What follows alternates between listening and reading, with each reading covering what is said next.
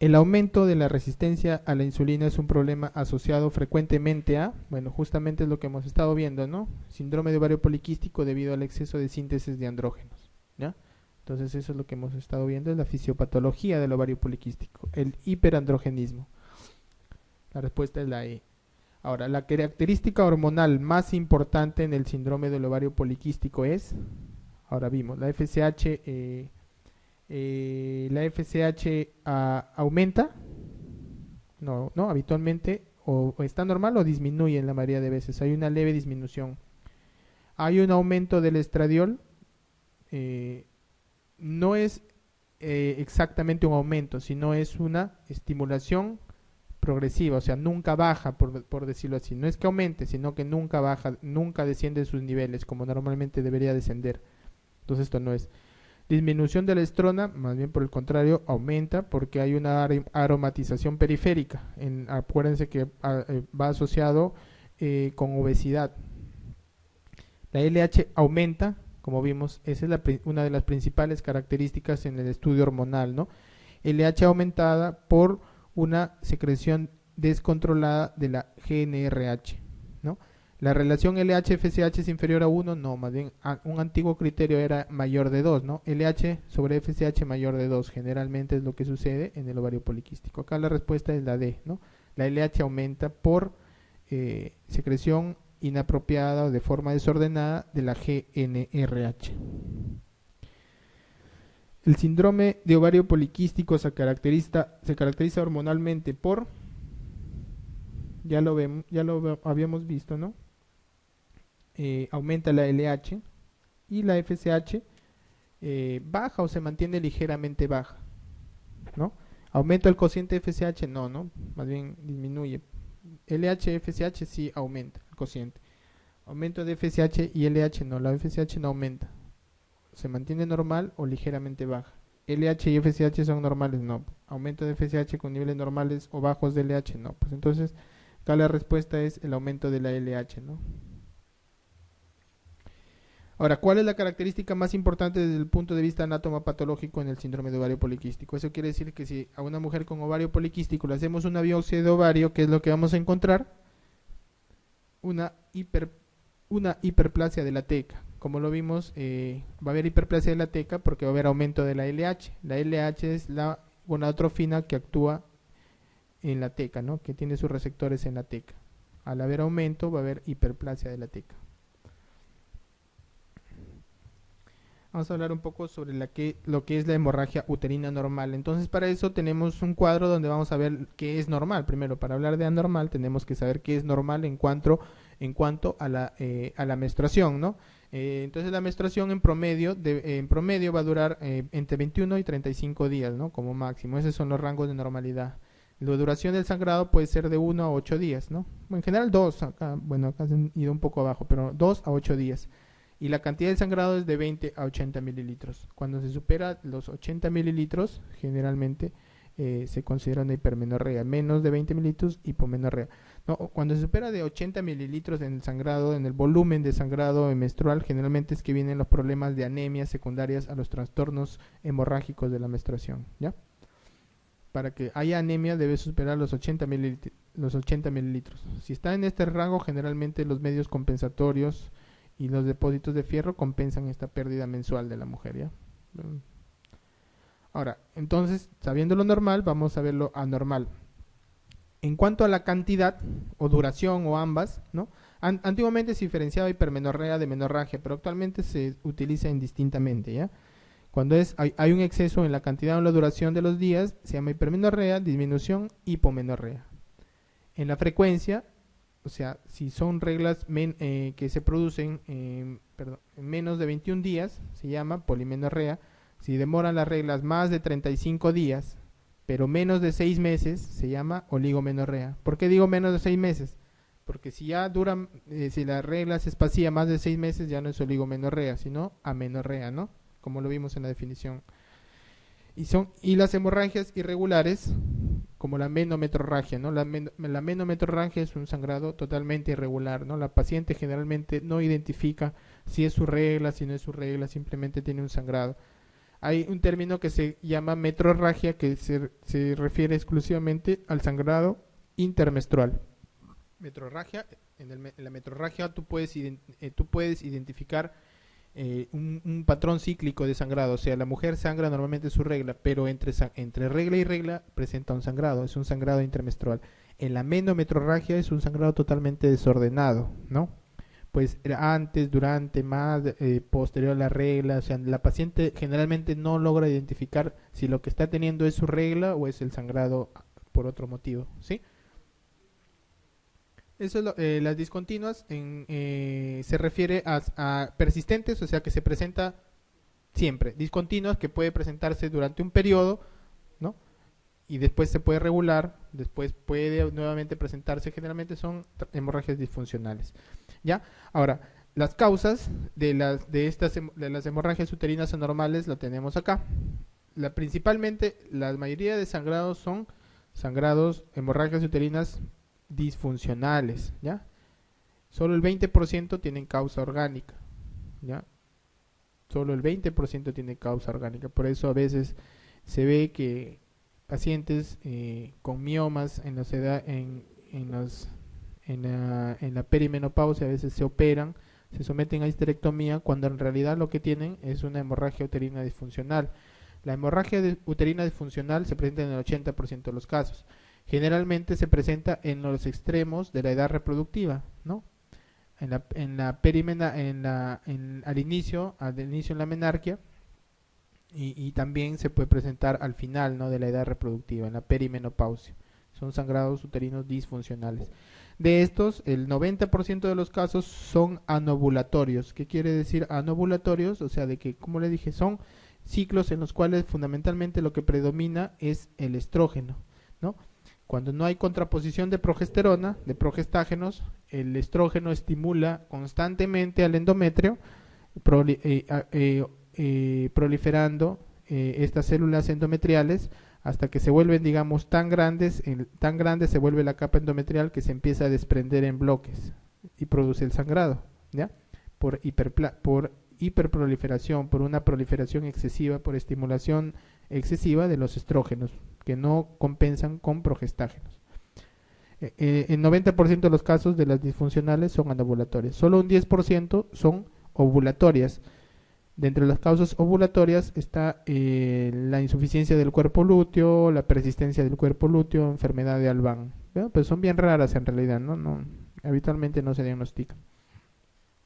Y las causas orgánicas podemos tener en el 98% de las causas orgánicas son de origen ginecológico, y de origen sistémico solo 2%. De origen ginecológico, pues cualquier tumoración que pueda ocasionar sangrado, ¿no? Miomas, pólipos, algún tipo de neoplasias propias del útero, ¿no?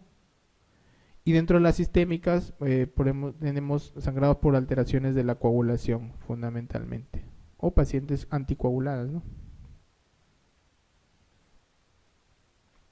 Ahora, las hemorragias vaginales anormales frecuentes en el primer año tras la menarquia, que se conocen como hemorragias uterinas disfuncionales, se deben a hemorragia de la evolución, ovario poliquístico, ciclos anovulatorios, trastorno de coagulación, enfermedad inflamatoria pélvica. Entonces, generalmente en el inicio de los periodos menstruales, en una adolescente, bueno, en todo caso, en una puber, los ciclos generalmente son anovulatorios por inmadurez del eje ovario, hipófisis, hipotálamo, ¿no? Hasta que este eje termina de madurar, los ciclos pueden ser anovulatorios. Entonces, eso es la causa de la hemorragia uterina disfuncional en estas pacientes, ciclos anovulatorios. Hablamos del control de la fertilidad, o sea, nos referimos a los métodos anticonceptivos, ¿no? Entonces, en aras del examen, casi siempre preguntan, ¿no?, cuál es el más efectivo, cuáles son los efectos adversos, cómo actúan, ¿no?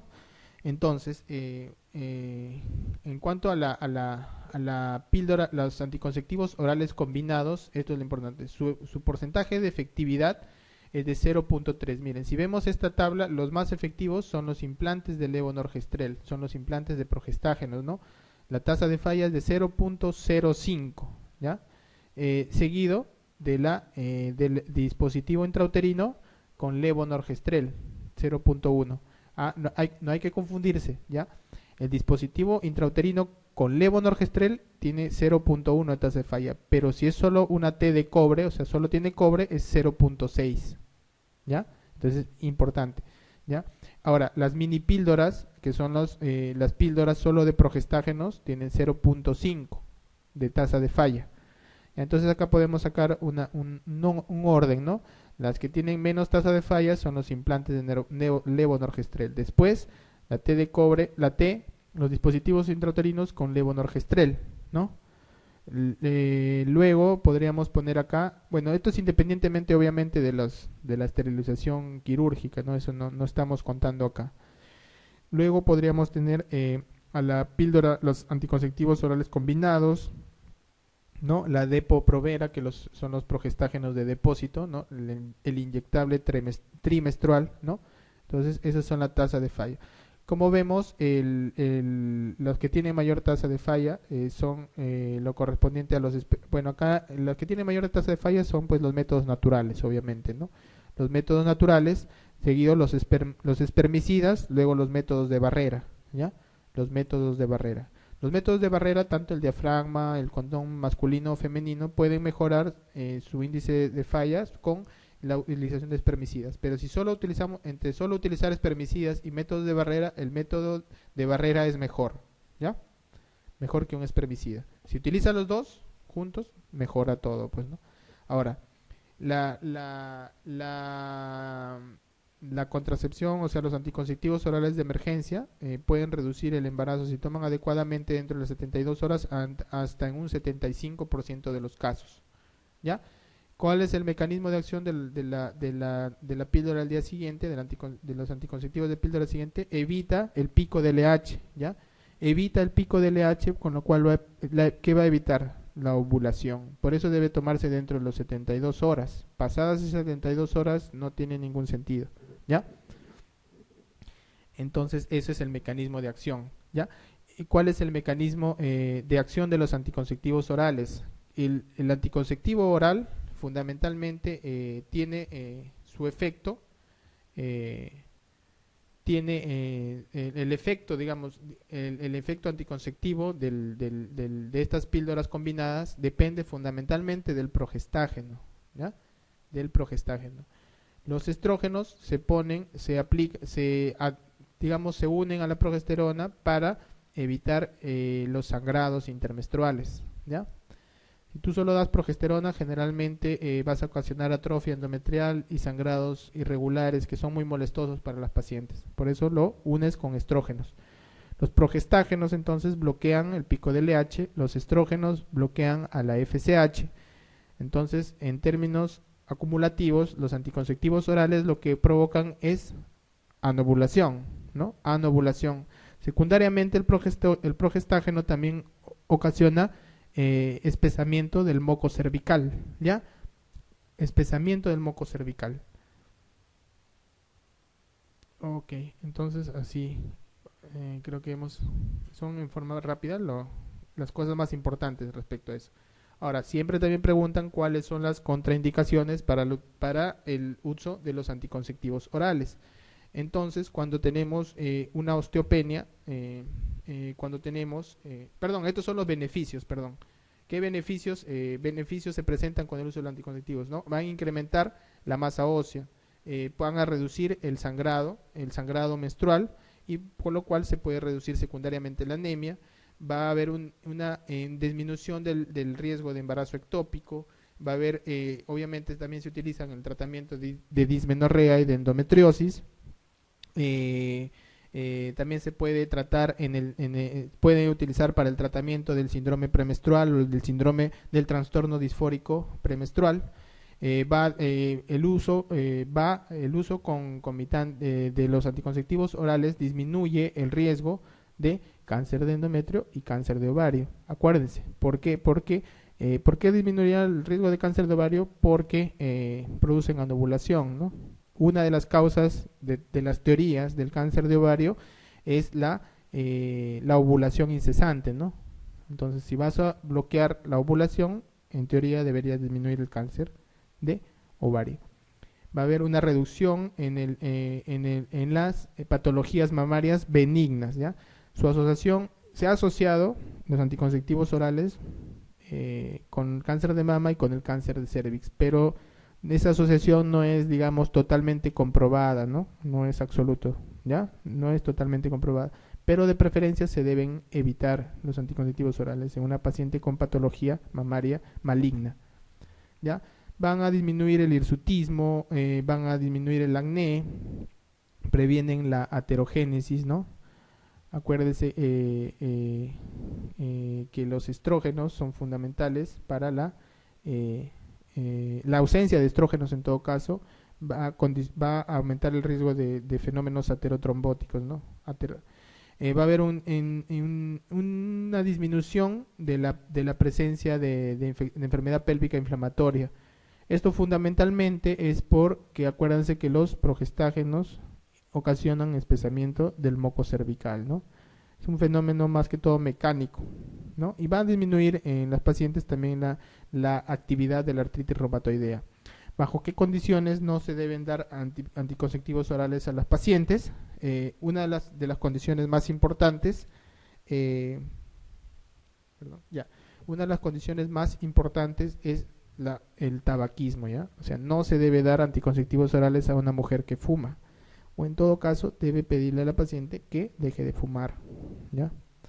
Ahora, contraindicaciones, tenemos cualquier fenómeno trombótico, tromboembólico, no trombosis venosa profunda, enfermedades cerebrovasculares o coronariopatías, valvulopatías, ¿no?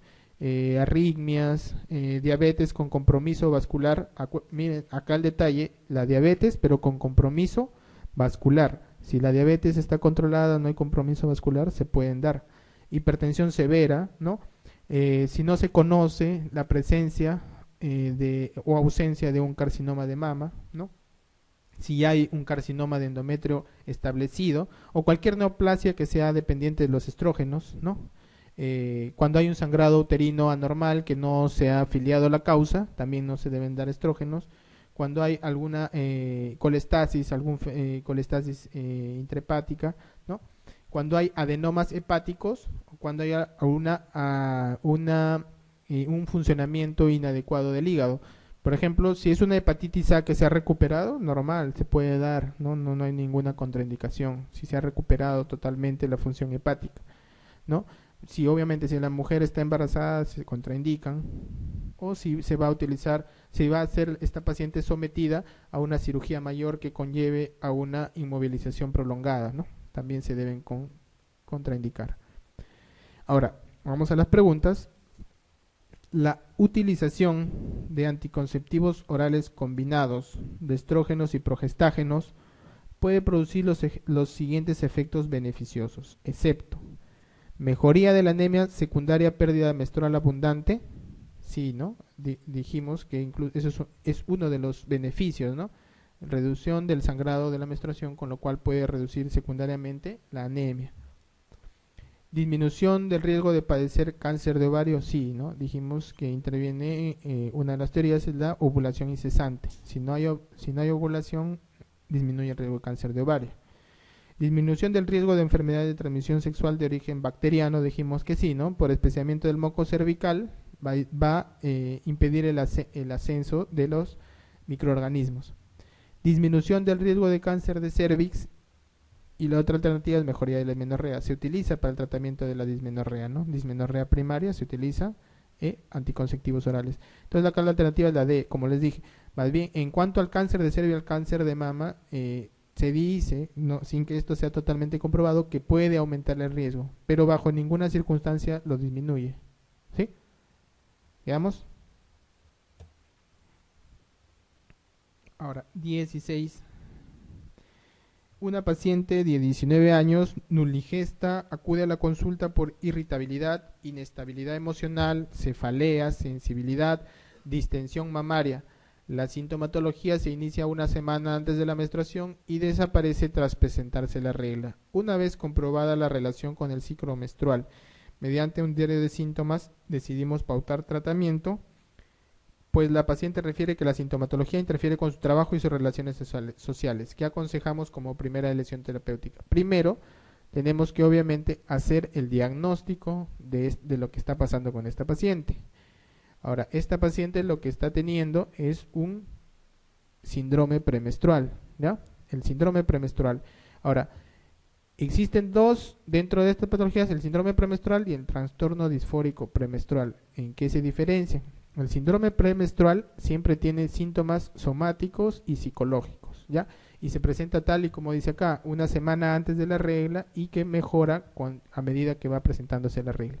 El trastorno disfórico premenstrual generalmente es un trastorno fundamentalmente de carácter psicológico. Los trastornos son más psicológicos. Para que haya síndrome premenstrual tiene que haber trastornos somáticos y psicológicos. Para que haya trastorno disfórico premenstrual puede ser solo trastornos psicológicos, no necesariamente somáticos, pero necesariamente psicológicos, ¿ya? En esta paciente puede presentar quizás los dos. Lo que diferencia es la intensidad. El trastorno disfórico es un trastorno obviamente mucho más severo. Ya, ahora, el aumento de la ingesta de cafeína, para términos sencillos, ningún tratamiento, digamos, es totalmente efectivo para esto. Lo que se utiliza habitualmente o son las benzodiazepinas o son los inhibidores de la recaptación de la serotonina. ¿Ya?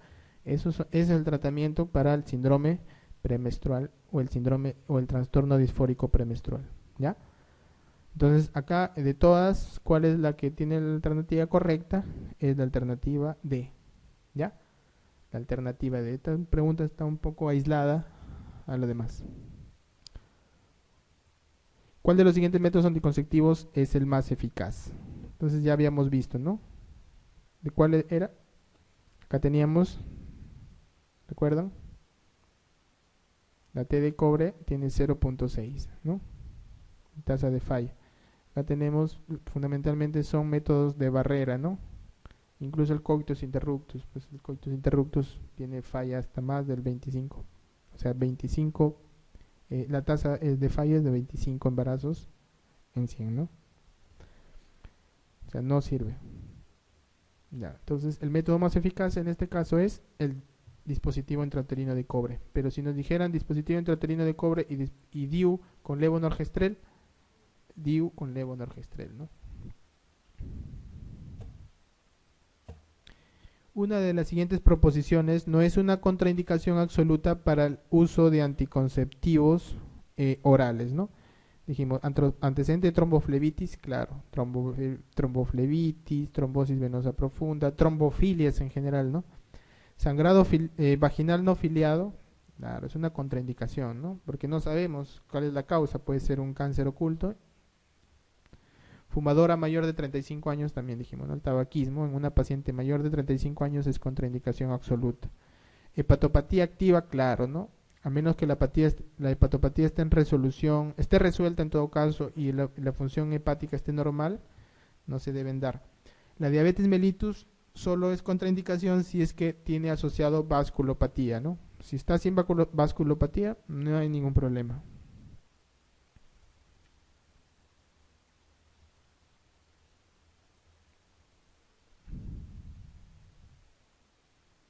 Okay. ¿En cuál de las siguientes situaciones no existe riesgo aumentado para utilizar anticonceptivos orales? Nuevamente, ¿no? Paciente fumadora de más de 35 años, dijimos que es contraindicación. Antecedentes de hepatitis A, como antecedente, ¿no? Habitualmente recuerden que la hepatitis A no deja secuelas, no deja mayores secuelas. Entonces, normalmente la función hepática es normal. Antecedentes de trombosa venosa y profunda, claro. Colestasis intrahepática también. Hipertensión arterial, solo si es que es no controlada, ¿no? Pero ante un antecedente de hepatitis A y una hipertensión arterial, obviamente la antecedente de hepatitis A no es, digamos, una contraindicación absoluta. La hipertensión arterial es contraindicación cuando es no controlada, ¿ya? Pero para esta pregunta, pues la respuesta es la B, ¿no? De la hepatitis A no tiene nada que ver acá.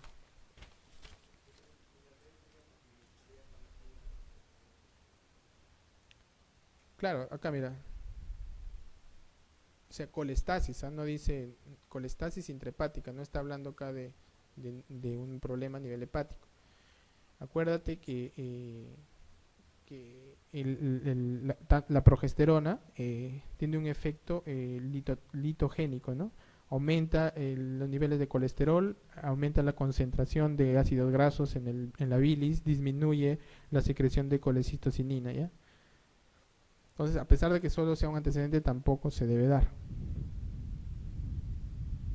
No estás diciendo, acá es colestasis, o sea, nivel de vía biliar.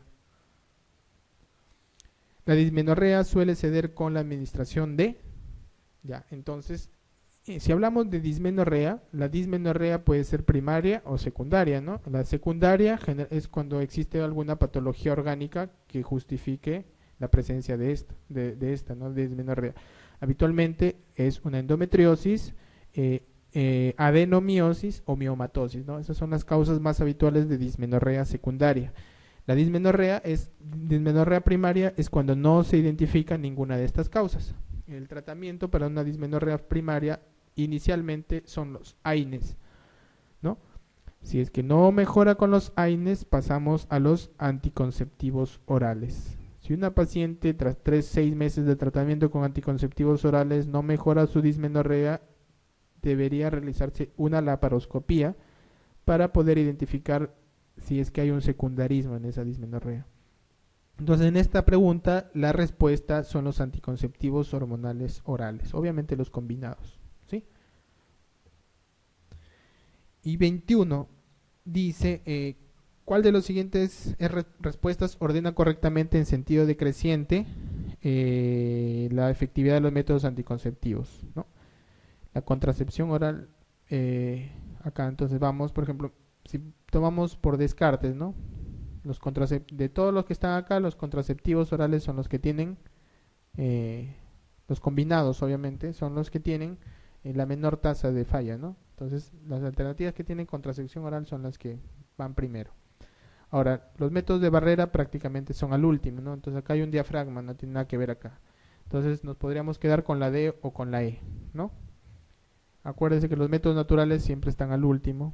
Entonces, la D y la E prácticamente tienen una misma secuencia, solo lo diferencia uno acá el diafragma y otro los espermicidas. Recuerdan que les dije que los métodos de barrera son superiores a los espermicidas. Mejoran, obviamente, cuando se combinan los dos, pero entre los dos, los métodos de barrera son superiores, ¿ya? Entonces acá la respuesta es la E, ¿ok? Los anticonceptivos orales vimos acá, recuerden acá, anticonceptivos orales tienen 0.3, una T de cobre tiene 0.6, pero si tiene levonorgestrel sí lo supera a los anticonceptivos orales, ¿sí?